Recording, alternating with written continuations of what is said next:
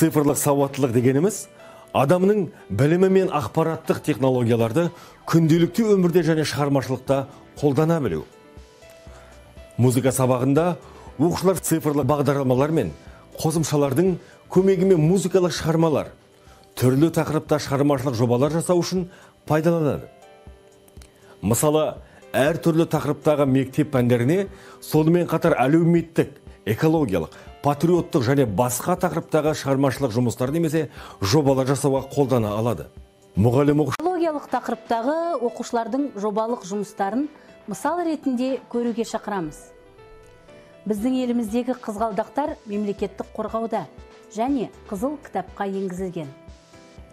Мұны оқушылар жобалық жұмысында қалай көрсете алады?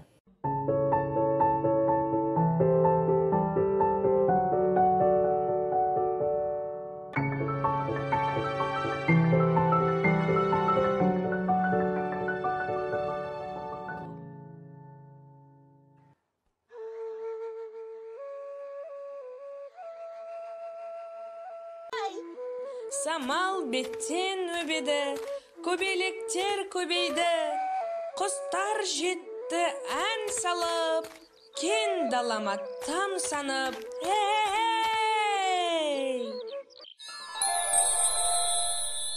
Сәлеметсің, слушай, еңгірей қызғалдағым. Сәлеметсің, мен Кауфман қызғалдағым. Мен Шірен қызғалдағым.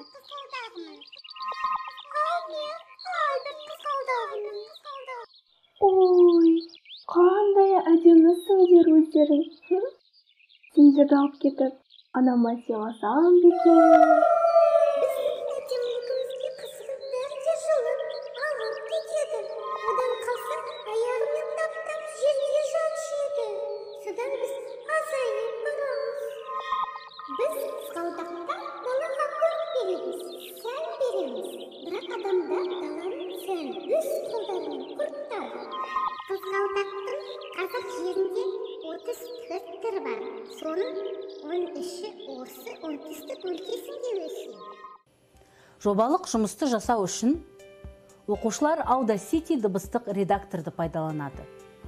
Осы дыбыстық редактор арқылы оқушы дауыстың және дыбысталуды жазады. Самал беттен өбеді, көбелектер көбейді, құстар жетті ән салып, кен далама тамсанып, эхехехей! Жазылған дауысты Audacity редакторға жүктейді. Содан кейін түрлі шулы дыбыстарын алып тастайды. Audacity редакторы микрофонның көмегімен жазылған дауысты цифрландыруға, оны өңдеуге, кесуге ең ыңғайлы өте жеңіл бағдарлама. Музыка сабағында музыкалар жазбасын редакциялау, дыбыстау, анимациялық фильмдерді дыбыстау сияқты әрекеттерді Audacity бағдарламасымен оңай орындауға болады.